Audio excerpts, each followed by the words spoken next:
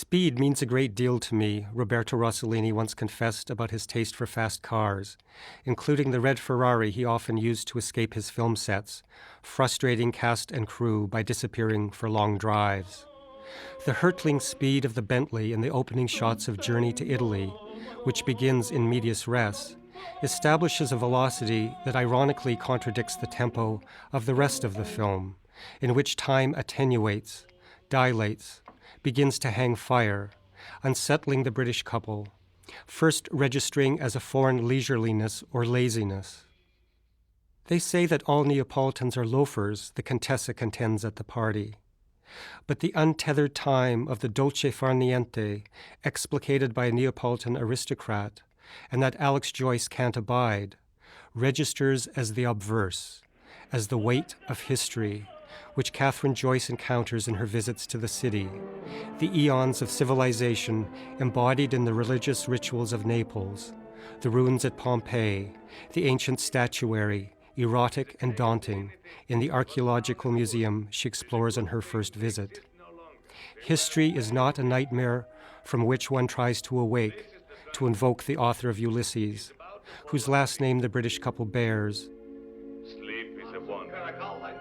In Naples and its surrounding ruins, history, omnipresent, imposing, cannot be eluded.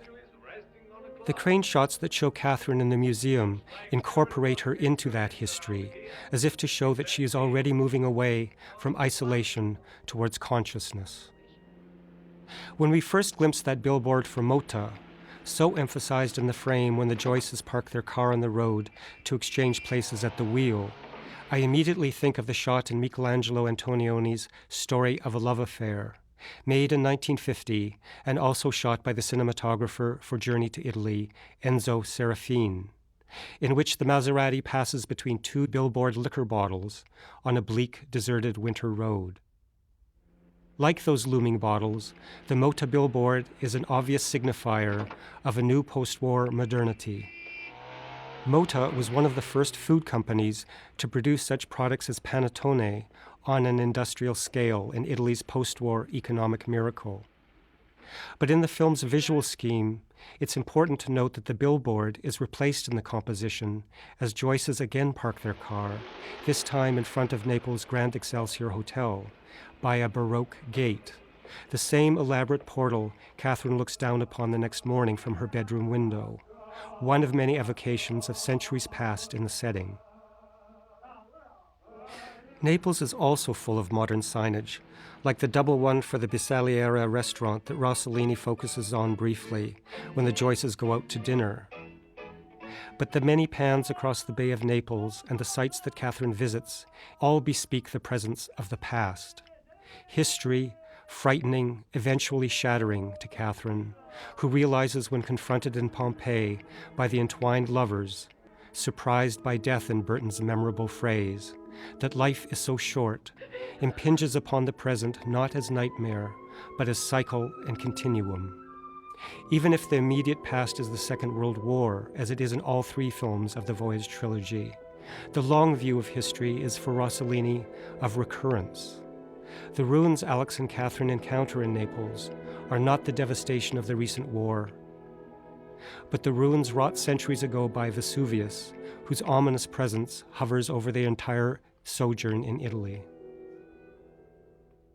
The films of Rossellini's Voyage trilogy share many thematic, visual, and oral motifs, including the use of folk music in all three films, to represent an archaic or authentic culture from three areas of Italy, respectively that of the Sicilian fishermen, the Roman proletariat, and the Neapolitan cantati. Overall, the trilogy is structured on a series of descents and ascents, ending in the last shot of Journey to Italy with a crane shot that moves up and away from the Joyce couple.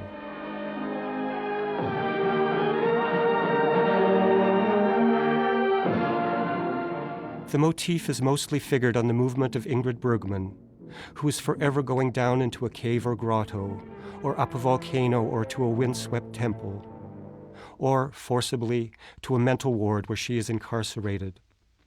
One thinks of the prescription in Ephesians that Christ had to descend into lower regions before his ascent to heaven. Though Karen in Stromboli descends to the sea for her assignations with the lighthouse keeper, where she is literally looked down upon, the final sequences record her physical and spiritual struggle as an inexorable ascent. She arduously climbs up the slope of the volcano, and the camera too moves upwards, looking up to the starry firmament, and in the film's final shot to an early morning sky of wheeling birds. "With me, God has never been merciful," Karen has said to the priest. But God has patiently waited for Karen to see and accept him for the first time. God! My God! Help me! Conversely, Catherine in Journey to Italy arrives at her epiphany mostly through a series of descents into ossuaries and catacombs, archaeological ruins, cemeteries, and sulfur pits, where the remains of history gradually awaken her to the impermanence and preciousness of individual life within the sweep of eternity. In Europe 51, after the suicidal leap of her son down a stairwell, Irene climbs down from the crowded bus to the world of the poor she has never encountered before, in the tenement blocks of the Prima Valley neighborhood. Again down the rubble-strewn riverbank in that Pasolini-like sequence in which a corpse is pulled from the river. And once again down into the hollow where resides Giulietta Messina and her brood. On her new spiritual path, Irene ascends a stairway, the camera moving with her, to a church where she prays, perhaps for the eternal paradise she has just envisioned, but climbs down again to the hellish world of the quarreling prostitutes. At film's end, Irene makes a coerced climb to the upper floor of the hospital, where she is incarcerated as a madwoman, looking down in the film's finale from her casement to see the forces that have imprisoned her retreat up the road, to be replaced by those whom she has helped and who now beatify her, along with Rossellini's sanctifying light in her glowing close-up, like St. Francis before her. The titles of the three films of the Voyage trilogy each name a place, an island, a country, a continent, to stress the importance of geography and landscape, and that the trilogy is a portrait of the post-war period, much as the war trilogy was of its time. The archaic, isolated island of Stromboli, where Rossellini found more lava than potable water and precious little electricity. The traumatized Rome of Europe 51, where the communist Andrea takes Irene to see Michelangelo's Campidoglio, though otherwise bereft of the tourist sites that demarcate its ancient history. Rome seems not the eternal city, but to be caught in a perpetual post-war present of hospitals, grim tenement suburbs, newspaper offices, mental wards. The film is a much more enclosed or interior film than either of those that flank it, and one could argue that its true landscape is a woman's face. And, finally, Naples and its surrounding ruins in Journey to Italy, where the ancient past impinges on every passing moment, if only in the all-pervading image of Vesuvius, one of the many portents of mortality in this death-haunted film. In Rossellini's metaphoric trilogy, the exterior or actual voyage becomes an allegory for an interior or spiritual journey, which, it hardly needs to be said, is one of the most venerable tropes of literature and cinema. In each film, a study in pride and isolation giving way to freedom and empathy, Ingrid Bergman plays a stranger in a strange land, whose displacement and attempts to escape from a barren volcanic island and oppressive marriage in Stromboli, from a frivolous existence in Europe 51, from an increasingly acrimonious relationship in Journey to Italy, force her to find a new way to think and live. In the tradition of many such dramas of transfiguration, the self must first be stripped of its falsity and trappings to prepare for conversion. Whether by coincidence or design, the first two names of Bergman's characters, Karen and Irene, are both elided into the third, Catherine. In all three cases, the women must divest themselves of worldly things. Karen to abandon a suitcase that represents escape. Irene, the life and trappings of a socialite. Catherine, the ubiquitous Bentley that sometimes seems to both protect and entomb her. You mustn't shut yourself up with your sorrow, Andrea counsels Irene, who later comes to recognize, when you're bound to nothing, you're bound to everybody. You're bound to everybody. I have nothing more to say. The three women must transcend their selfishness and isolation to be united with others, in Karin's case God, and perhaps the island's inhabitants. In Europe 51, Irene must become a part of the world she tells her husband George she had no idea existed, the world of the unfortunate. Catherine must reconcile with her husband, no longer the spiteful isolate encased in her car, but part of the humanity that teems around her in that amazing, intensely moving final sequence of Journey to Italy. Rossellini described Journey to Italy as, quote, the variations in the relationship of a couple who are undergoing the influence of a third personage, the outside world around them. In other words, setting becomes the third character in the film. The signpost that Alex and Catherine encounter early in their journey, which initially appears to be on a cross, offers two directions to take, one of them to their destination, Naples. Some critics have mused about the possibilities of that road not taken, but in a film rife with symbolism, the mere emphasis on direction, on finding one's way, cannot be underestimated. Uncertain, uprooted, deprived of the familiar, afraid of disease and distressed by indolence, they must decide which is the best course to deal with that third personage, the foreign outside world around them, as Rossellini said. Where are we? Alex asks in the film's first line. Catherine replies, oh, I don't know exactly. Where do we go? The prostitute later asks Alex. Nowhere, he says. In Europe 51, Andrea asked Irene on their first foray together after Michel's death, where are we going? She replies, oh, I don't know, wherever you like. Anywhere. We can just drive around a bit if you prefer.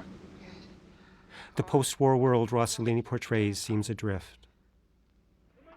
As Alex and Catherine shuttle, she in and out of Naples, he to Capri and back, and as their every departure, even a simple one like that from their room in the Hotel Excelsior to go down to the bar, seems like a venturing forth into the unknown, note how the camera moves with them as they descend, much as it will when they climb the staircase in Uncle Homer's villa when they first arrive.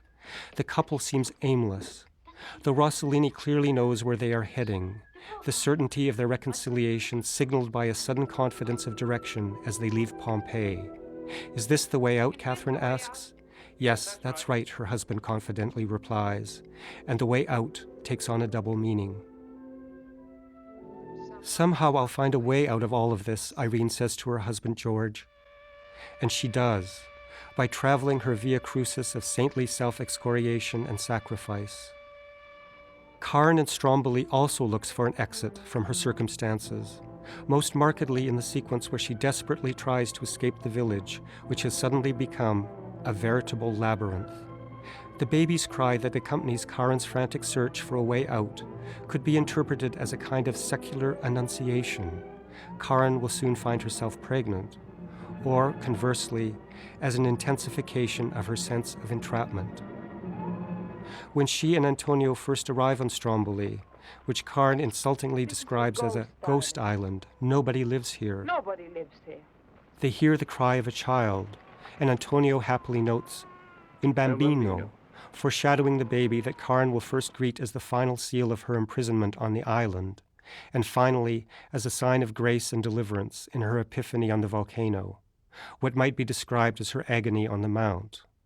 They don't know what they do, she says of the villagers, echoing Jesus' words from the cross, just as Irene will later cite the second commandment in Europe 51.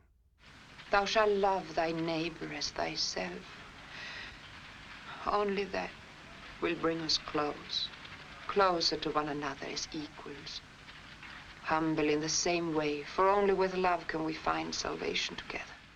Those biblical phrases bring up another of the trilogy's recurrent themes, language, the way it divides or alienates people from one another, or is used as a weapon, or makes one unable to understand the world.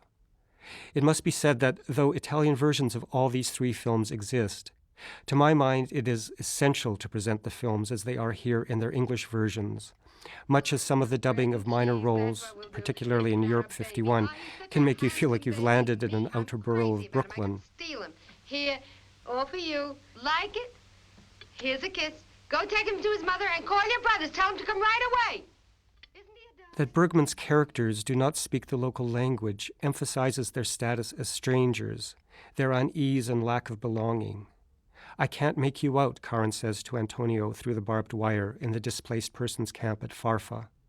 The phrase portends the mismatch of their marriage, nuptials undertaken for expedient reasons in Karen's case, for impetuous infatuation in Antonio's. Language is at the root of her cultural alienation from her husband, as she explains to the priest. Antonio, you know how poor his English is. If I don't speak to him like a child, he doesn't understand. One word is enough to upset him.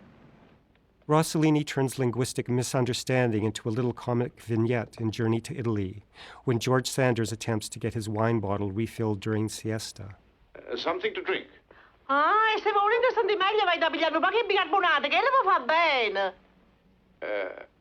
Well, but I just want you to fill it up. Capite, state ubriache, che è successo, top? This wine is excellent, you know, but I'd just like you to fill it up. Ah, non volete bicarbonate, non vi posso servire, non ho la chiave del cellare. The acidulous persona that Sanders had perfected as Addison DeWitt in All About Eve is readily apparent in his encounter with the dejected prostitute, where the two talk at cross purposes because of their linguistic differences. You shameless, brazen hussy. What did you say? If you speak fast, I don't understand. Slowly. What did you say? Oh, nothing.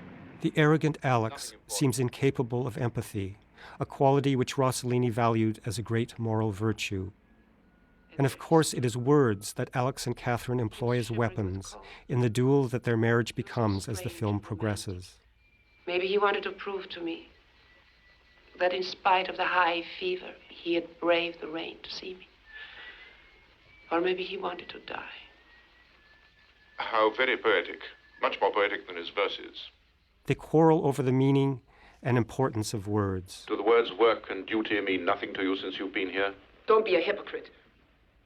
In Europe 51, which Rossellini often described as his favorite of his own films, language deludes or misguides, and often cannot be trusted. Why does everyone lie to me? Nobody says the truth. Where's your key? Throughout the fraught opening sequences of Europe 51, in which Irene rushes about, in command but not in control, she protests that she wants to, indeed is, listening to Michel, all the while that she is distracted, uncomprehending, vexed when she is not frantically obtuse.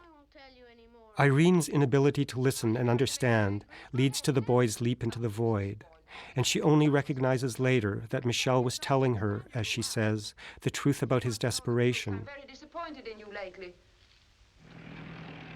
When Andrea takes Irene to the Campidoglio, she reflects on the vicissitudes of language. If I'd said one word instead of another, or made a different gesture, you see how tragic it is. That a gesture or a word that can't be taken back has made something go wrong.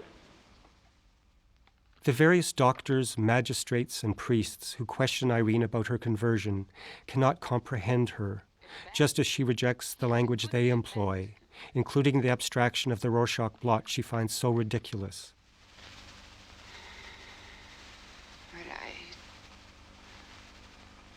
Nothing, I don't know. Though Irene is encouraged to speak freely, the silencing of the saint is a central impetus for her incarceration. But don't talk now, please. Please be a good girl, darling. Representing all the official institutions, lawyer, doctor, judge, priest, husband, in a kind of Brechtian tableau, they array against Irene to lock her away.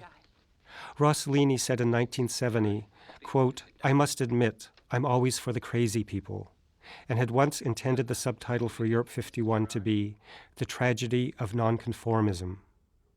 When the film was first released in the United States, it was known as The Greatest Love, which raises the question, what is the greatest love, as Rossellini depicts it in the film?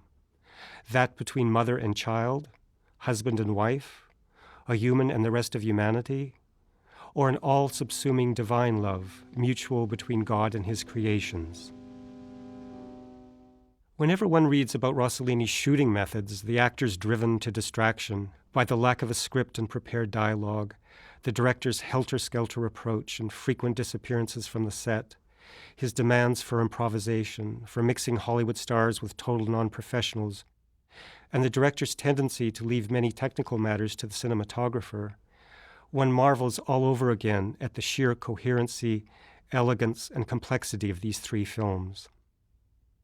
But the care with which Rossellini and his DPs contrast the open and closed frames they compose for Bergman, connecting or separating her physically from the humanity that she must make common cause with, seems less intuitive than designed.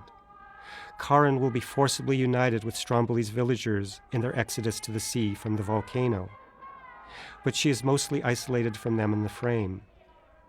The three women who hover, silent, disapproving furies at Karin's door, and the various groupings of villagers who peer at her, the double rank of gawkers who look down upon her at the beach as she plays with the lighthouse keeper, or the group of musicians when she visits the house of the seamstress.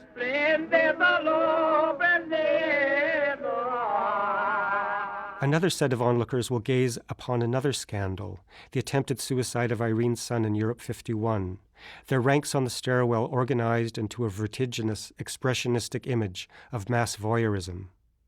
Unlike Karin, who's most often shown isolated, Irene becomes part of humanity in the densely peopled interiors of the tenement, in Giulietta Messina's hovel, crawling with bambini, and in the mass of workers moving towards the factory.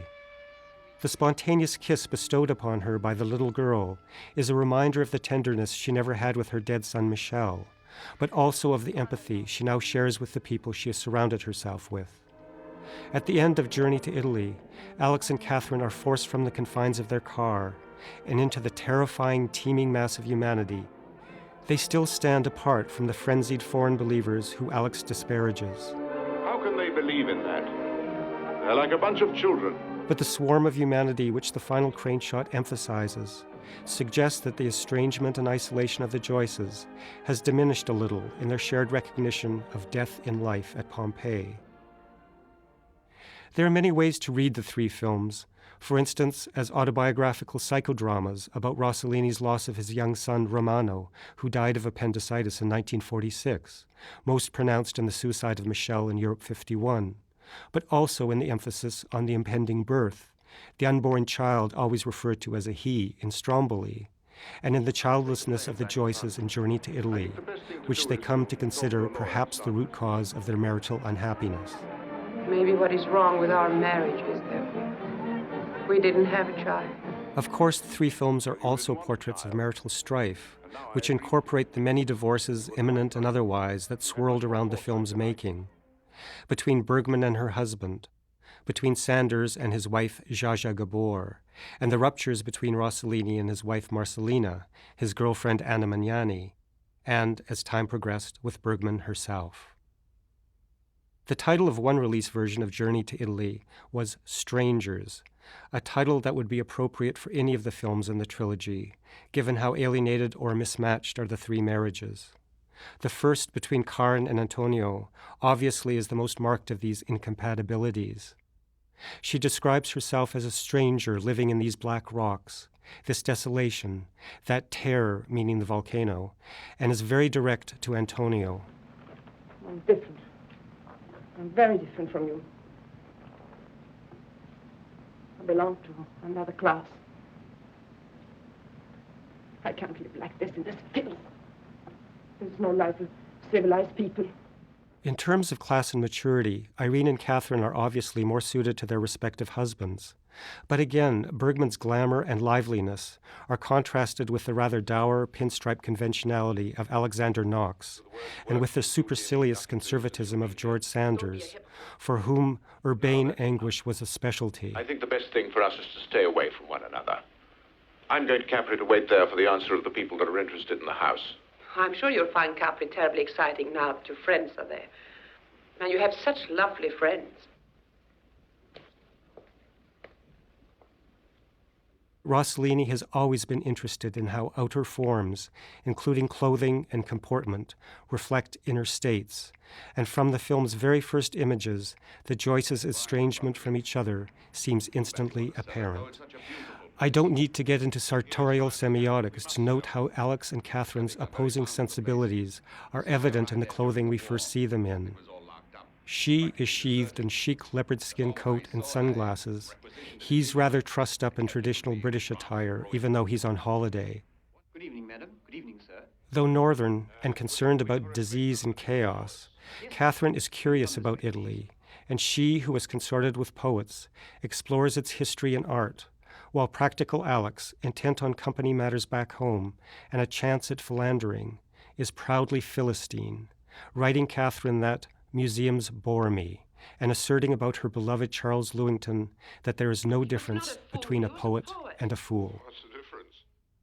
Rossellini's emphasis was always on sight, the clear and direct perception of things as a way to achieve moral intelligence. In the Voyage trilogy, Ingrid Bergman's three women are forever surveying foreign and sometimes frightening sights with ravenous eyes, and the intensity with which Rossellini reveals what each witnesses, the grim tenement buildings, menacing factory, and staring madwomen in Europe 51, the obsidian statuary in the Archaeological Museum, and the fecund Neapolitan streets in Journey to Italy, the roiling waters and leaping fish in the great tuna sequence in Stromboli, becomes the preoccupation for both camera movement and editing, the pans and dollies, the intercutting of close-ups of Bergman and her view, all serving to augment the act of observation. Perception becomes all, even when Bergman's character is not seen clearly, her vision obstructed by vanity or occluded by moral blindness. Sometimes the cutting between the act of looking and the things looked at, especially of Catherine in her car and the world out there, suggests an oscillation between the modes of fiction and documentary. The things she observes from the Bentley, cattle, pregnant women, bambini, a funeral cortege, strolling lovers, are shot as documentary, where her countershots as observer clearly appear as fiction. Similarly, the tuna fishing sequence in Stromboli, Bergman's horrified reaction shots, an interjection of artifice into the factual. And that extraordinary expressionistic sequence that begins the second half of Europe 51, in which Rossellini turns Irene's look and her work into a rapidly intercut montage.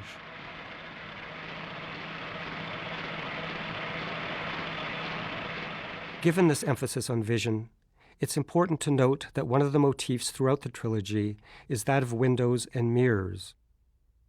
Interestingly enough, it is in the most classically neo-realist film of the trilogy, Stromboli, that the motif is most pronounced. One would expect the luxurious interiors of the subsequent two films to provide a richer occasion for such symbolism. One of the first portents of marital strife in Stromboli occurs early, when Antonio bids Karen to the upper window of their island home to admire the sea view, but she turns away. When Karen finally goes to the window, it is to weep in despair, after arguing with her husband about his pitiful income and her superiority to him and the rest of the islanders. When she finally glances out, a baby's cry is heard, introducing the labyrinth sequence, which makes Karen's entrapment physically palpable. Literally imprisoned, Karen throws the shutters on the window open to survey how she might escape, a movement accentuated with a slight pullback to reframe her in the window after she makes a mad, trapped animal circle in the room. Beckoning the lighthouse keeper to free her, Karen appears in the window like a captive in a tower in some medieval romance, a shot that looks forward to those of Bergman looking down from her window, again a captive, at the end of Europe 51, and from the hotel window in Journey to Italy. Mirrors, long encoded in the movies as instruments of vanity and self-absorption. You are not modest, Aunt Rosario accuses Karen, become in Stromboli a marker of Karen's worsening situation. Early on, she informs her husband of her superiority to him as she brushes her hair in the mirror. She later uses the same mirror to inspect the damage he has done to her face after beating her, and then sits at the larger mirror to prepare herself for escape, just at the moment that Antonio truly imprisons her. About 4 minutes into Europe 51, Bergman's character Irene sits down at her mirror. She is late, too late, so late for her dinner party, and is distracted by her young son who desperately wants to talk to her. At this point, the mirror is a conventional sign of self-absorption, but quickly at the 6-minute mark, it becomes a reflector of death, as Michel looks into the glass as he tightens his mother's necklace like a noose. The mirror becomes the conduit that connects Irene's egotism and her son's consequent suicide. Almost an hour later, Irene again looks in the mirror, only briefly, as she explains to her husband that she has found a new world, a new meaning in her life. In the last few days, I have discovered and I have understood so many things. And I grasp each little discovery desperately so as not to remember. Their growing marital separation, her pulling away from him despite his solicitous concern, is played out in front of the glass. In fact, an image of Alexander Knox holding Bergman in front of that glass, as if to tyrannically force her to appraise herself, became a famous still and was used in the lobby cards for the Italian version of Europe 51. It's one of those images that has been so frequently reproduced, it lodges in the subconscious, and one imagines it as part of the final film, even when it is not there. Amir is again associated with death and dissolution when Irene accompanies Ina, the sickly prostitute, to Ina's home, and Irene turns from the large mirror to see that Ina is bleeding, a tubercular. The two mirrors in the small, squalid room seem to multiply the sense of Ina's suffering, and after she receives last rites, Irene clutches the mirrored door, weeping. When she goes next door and ends up embroiled in another tragedy, the entrapped family is framed in a mirror. Mirrors disappear when Irene arrives in the mental sanatorium, replaced by prison-like windows, whose bars cast shadows everywhere, particularly in the scene of Irene's final incarceration, and which are used to attempt suicide. I'm with you. I'm with you. I'll stay with you, Irene tells the suicidal madwoman, and lays her head next hers, as she once did Michel's when she also promised to stay with him. If the film opened with Irene rushing about, proclaiming that she was so late, too late, she has traveled her spiritual path, and now has the serenity and time to tend to others. Time, as it will in Journey to Italy, dilates into eternity, and Irene's endless paradise opens before her, even as she peers through a barred window, weeping what Eric Romer called the most beautiful tears ever shed on screen. Derided and traduced by most critics in their time, the films of the Voyage trilogy would have to wait for the encomia of the Cahiers du Cinéma critics, Romer, Godard, Truffaut, and Jacques Rivette, to establish their reputation as an early summit of modernism. The film opens a breach, Rivette famously claimed, and all cinema, on pain of death, must pass through it. Images and sequences in the trilogy look back to other films. The tuna fishing sequence in Stromboli, with its silhouetted seaman, to Visconti's La Terra Trema, and its priest, eluding Karen's flirtatious ways to counsel her in acceptance, to Don Pietro, offering guidance to Pina in Rome Open City. The suicidal leap of Michel in Europe 51, to that of Edmund in Germany Year Zero. Irene's secular sainthood, to Dreyer's Joan of Arc, and more so to St. Francis in Rossellini's contemporaneous film about him, which the director told Bergman was the inspiration for her character. Catherine's cry to Alex as she is swept away by the crowd at the end of Journey to Italy, to Pina's anguished cry to Francesco in Rome Open City. I'd like to think that Journey's matter-of-fact treatment of the lesbian couple who closed down their house parties in Capri at 10 o'clock at night is partial penance for the shorthand homophobia of the portraits of the two Nazis in Rome Open City. And then there's Uncle Homer, whose name carries associations of the ancient Greek Odyssey and its remake by James Joyce, both invoked in Journey to Italy, who might erase the memory of the pederast teacher in Germany Year Zero.